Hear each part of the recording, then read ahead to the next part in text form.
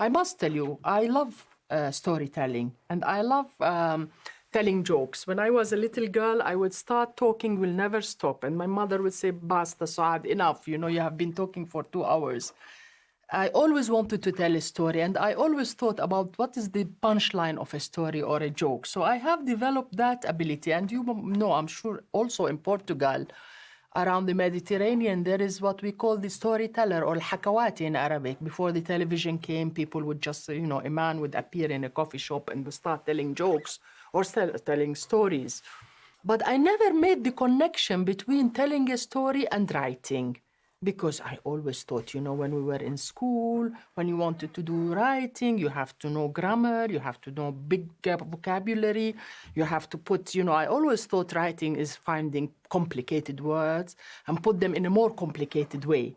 But I never realized, basically, really, writing is more about having a story to tell. In 2002 and 2003, the Israelis reoccupied the occupied Palestine, in that case Ramallah, and we were put under curfew for 42 days continuously. And my mother, I had a mother-in-law, unfortunately she doesn't live anymore, but she was 91 years old. She was living close to Arafat's headquarters.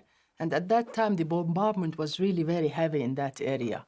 I was living, my husband was away, and my mother-in-law was living on her own.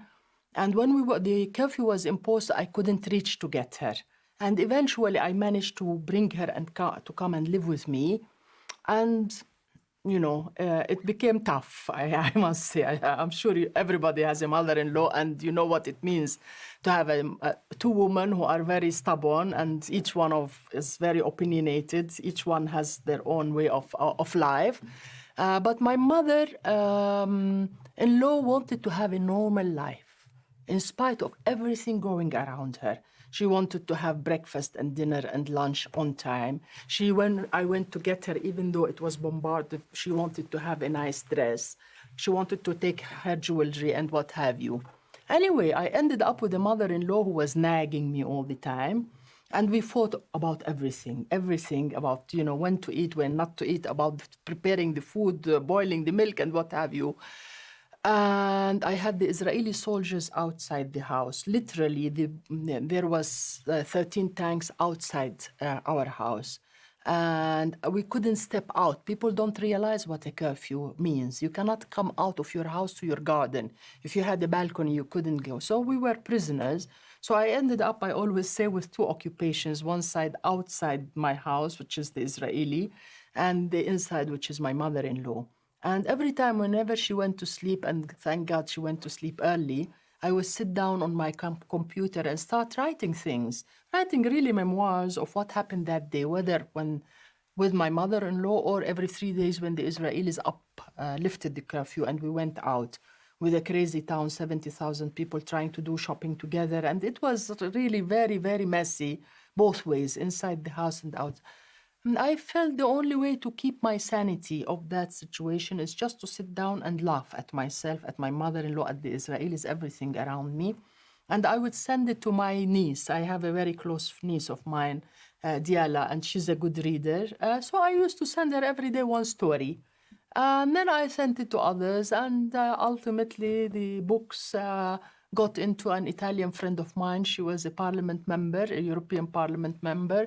Anyway, eventually she did send it to Feltrinelli, the publisher in Milano. And next thing I know, it was a big success. I had really no idea. And it was translated to many languages. And all of a sudden, I became a writer. And I must say I enjoy it.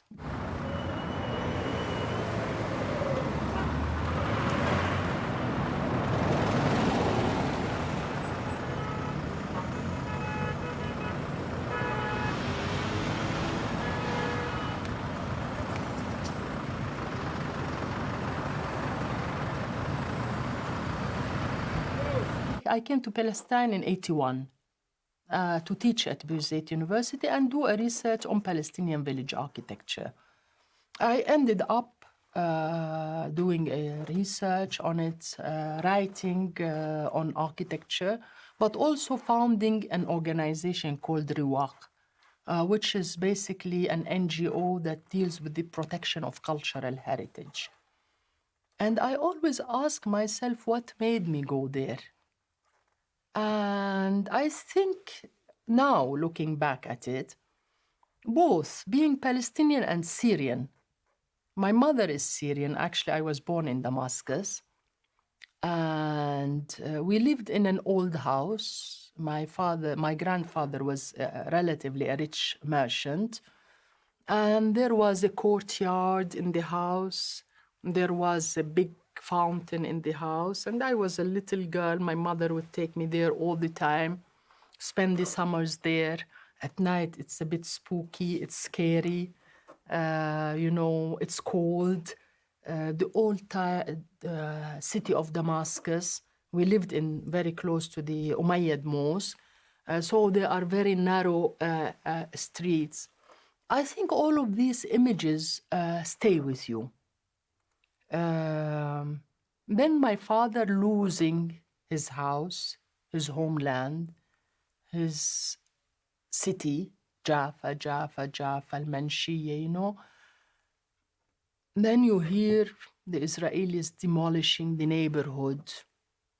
My father, I remember after 1967, when the Israelis occupied the West Bank and it became possible for Palestinians to go and visit their property. My father went to visit his house in Jaffa, and he came back and he was really sick. He didn't want to speak to anybody, and it was very touching for me. But then he later on said that the house is there, but the Manshiyya, the whole neighborhood, is demolished. And Tel Aviv is sort of eating it up slowly. So I think all of these things make you feel that there is something you have to protect. I love it. I don't do anything out of ideology. But there is something about indigenous architecture, small towns, landscape that talks to me. I don't like modern buildings. I don't like a street which is 20 meters wide. I don't like a building which is, I look at it, but if you tell me as a human being, do I feel comfortable with it? No.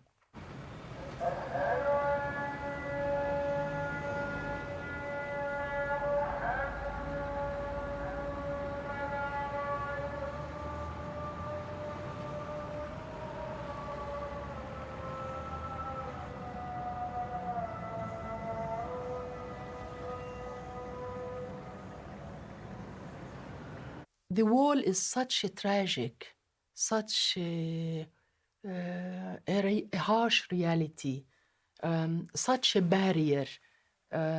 If you ask Palestinians to give you 2 or 3 dates or events in their life, certainly everybody will tell you 1948, because that's, a whole society has been dismantled for another society to flourish. Everybody would probably tell you 1967, but I am sure everybody will tell you the wall. That concrete wall that separates supposedly Palestine from Israel for security reasons. And I would like to tell you it has nothing to do with security. Really, I always ask, what would the Western world do if it was us, Palestinians or Arabs, building this wall around the Israeli state? Let's look at it from the other side. Somebody comes and say, who built this monstrous thing? And if you say, we Palestinians, I am sure NATO will be bombarding us. But what do you say about such a brutality for nature, for archaeology, for human beings, for olive trees? 1.5 million olive trees have been uprooted to build this wall. What do you write about it? Actually, I contemplated writing a book about the wall, not from the Palestinian point of view, not from the Israeli point of view, from nature point of view, from animals' point of view, because as if we are the only species on this planet. What would a gazelle, because we have a lot of gazelles in Palestine, Israel, we have a lot of them. What would a gazelle feel one day walking up and bang, there is a concrete wall? What would happen to a turtle walking and then all of a sudden bang, bang, bang? We have a lot of boars. So I started thinking, you know what, I want to write it from the point of view of these animals. But again, we human beings think highly of ourselves. It took me 5 months of doing research to understand the habits of snakes, the habits of, and I thought probably it will take me 10 years to get to understand the animals, how they would react.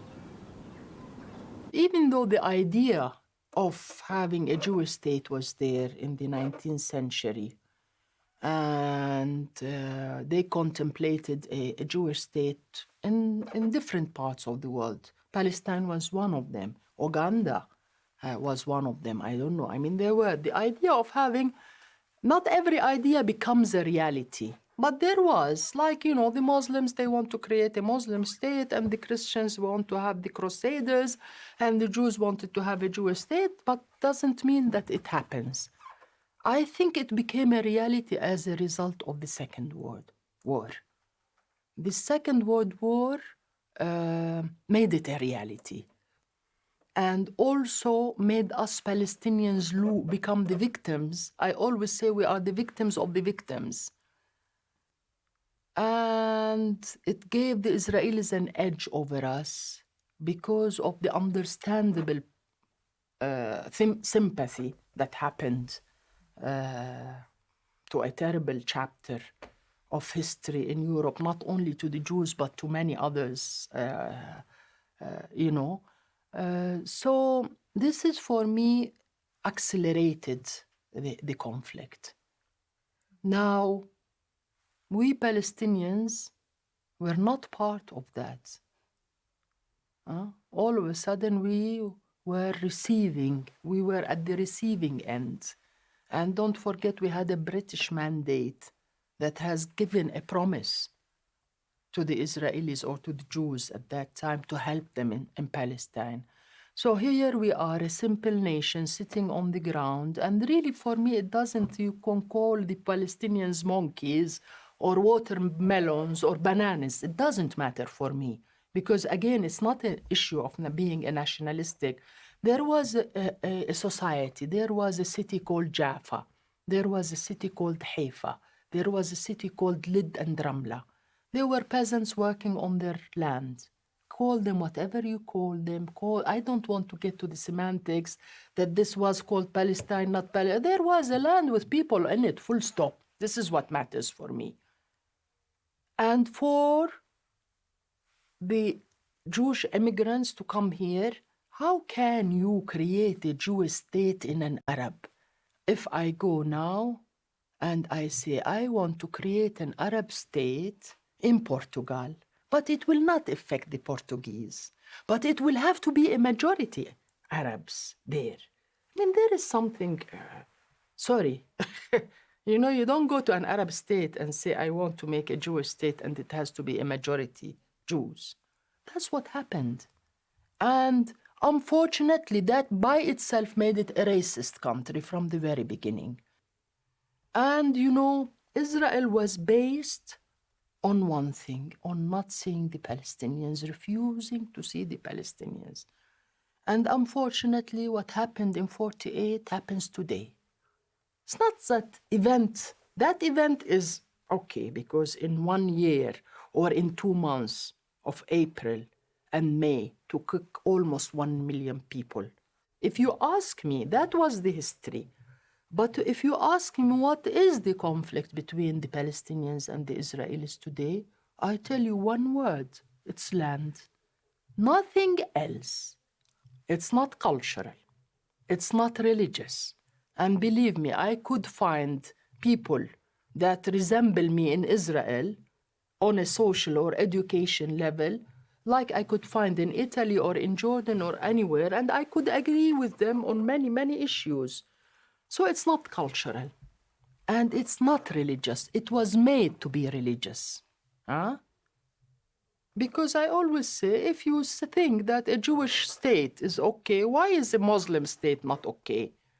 Why would somebody says we want, I'm against both of them, by the way, just for you to know. But I mean, we have to be consistent about things. Land is the only issue.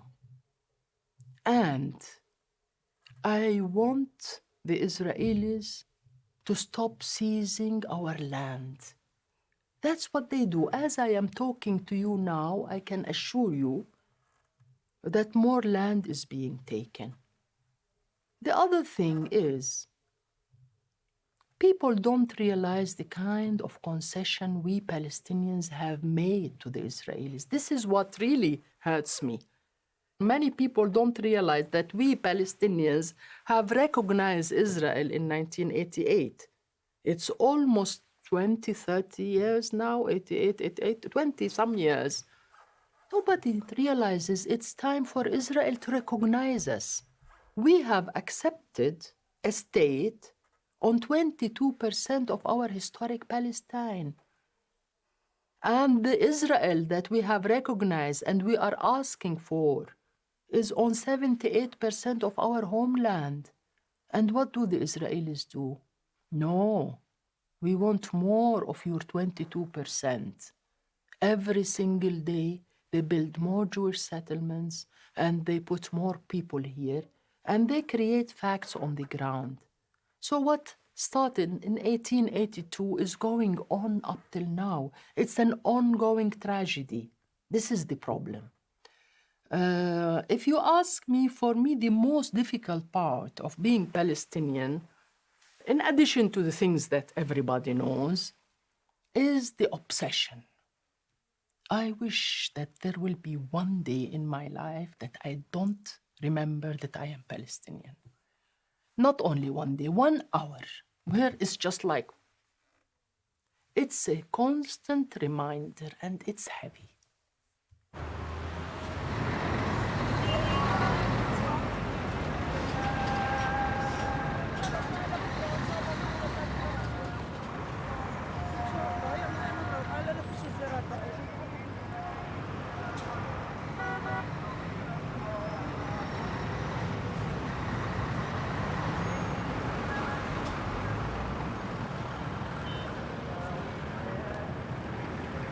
If you ask me, if you want my true opinion, really we Palestinians have not resisted the occupation enough. We haven't.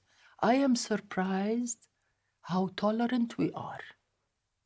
A soldier comes to my house, an Israeli comes to my house, you know, he is so carrying, I don't know how many weapons and how many things and wearing things on the head. Or he can hardly come into my house, okay? This is during the incursion. And he goes, you have any weapons in this house? I ask him, what's wrong with weapons? And of course he gets annoyed. What do you mean you have weapons? I said, no, but look at yourself. I mean, look at yourself. You can hardly pass through the door. And you're coming to ask me about weapons. If they are okay, then they're okay here and they're okay there. You know, the only people who call for peaceful resistance for the Palestinians are the nations with the biggest armies. I want peaceful resistance because it's good for the Palestinians, not because it's morally right. If you steal somebody's property, you want to have a guard. You want to have a weapon next to your bed, under your pillow, because you know that somebody's coming after you. We Palestinians, we may look normal, we're not exactly normal, but I think we are strong inside. We are peaceful inside. We know we are right. We know this land belongs to us. We know this language is ours. There, all of this gives you an inner security. There is no question who I am, what my language is, where did I come from. Even if they argue with me there was Palestine, I mean, this is all nonsense. Huh? For a Palestinian, it's not an intellectual exercise. It's not a course in history. It's our existence. We know, here it is. This is my father's land. This is my father's house. It was taken from us. It's like, this is my skin. I know it. Nobody's coming to tell me no. For the Israelis, it's difficult. It's difficult.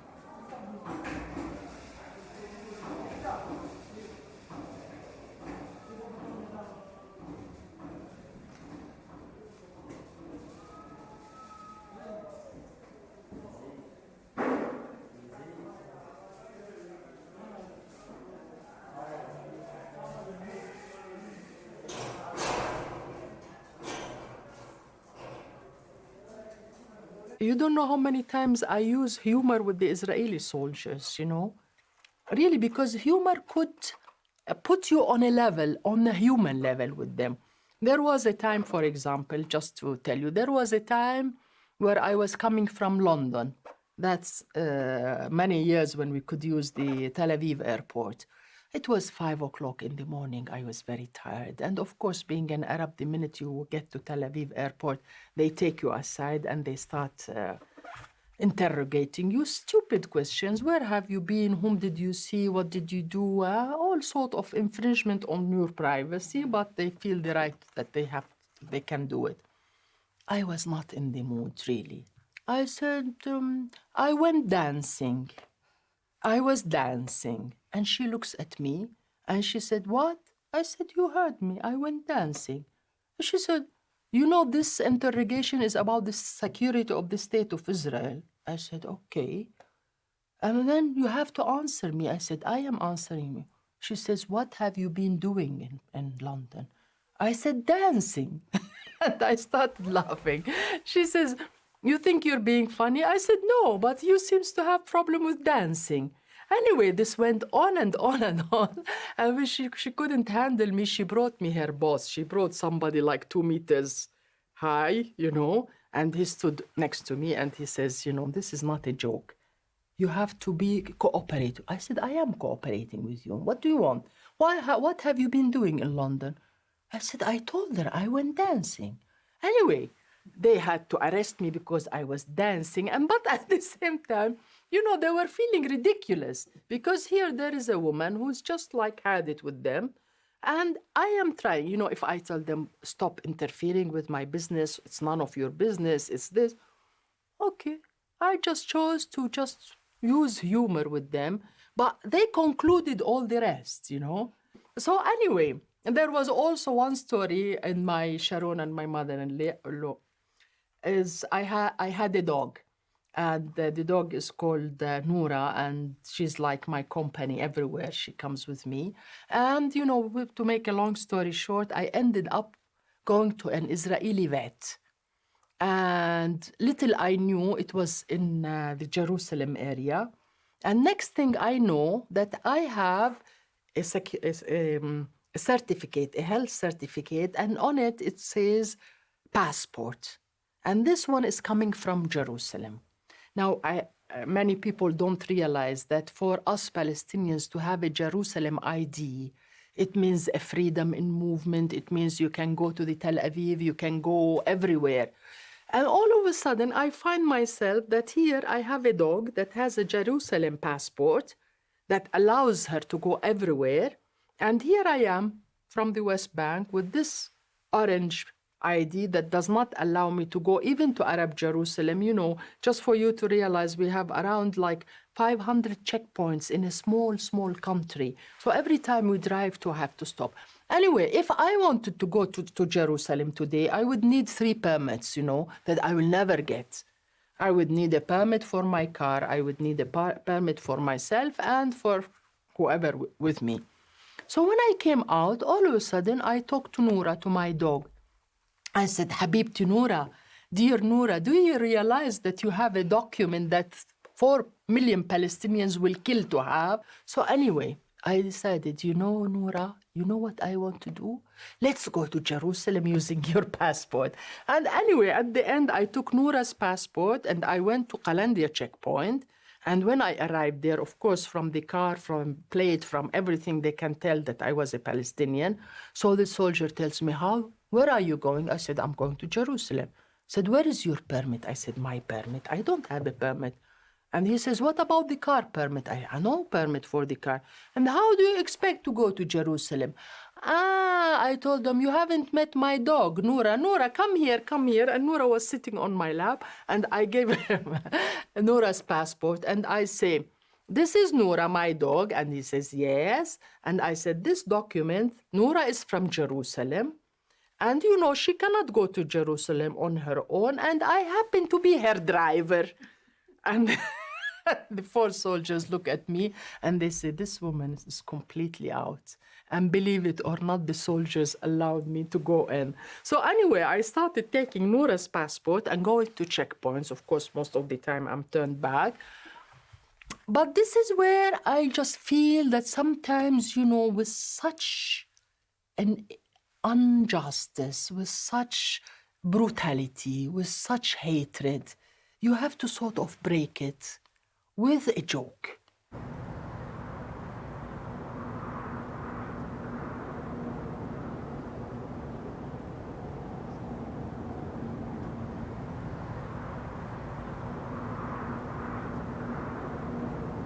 My first companion was a dog, Mickey. And she lived to be 13 years old, and she took me to school every day. It wasn't my mother, it wasn't a nanny, it wasn't my brother, it wasn't my sister. It was Mickey, the dog, who took me to school every day. And actually, my mother loved animals, even though it wasn't such a big garden we had, but we had everything. We had 2 deers, we had a monkey, we had rabbits, we had, name it. My mother had 200 birds, all kind of birds. And Mickey, the dog. We had fish.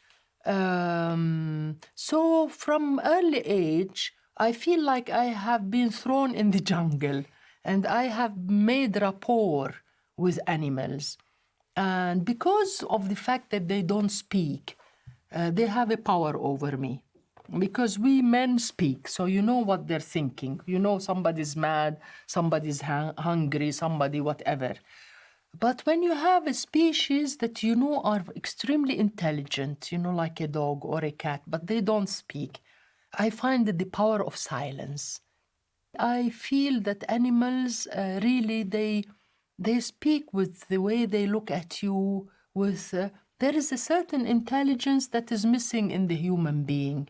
Really, their silence is very powerful, like nature. Sometimes I look at the land in Palestine and I said, only if the land spoke, how much that land knows about what happened, the reality. They are quiet.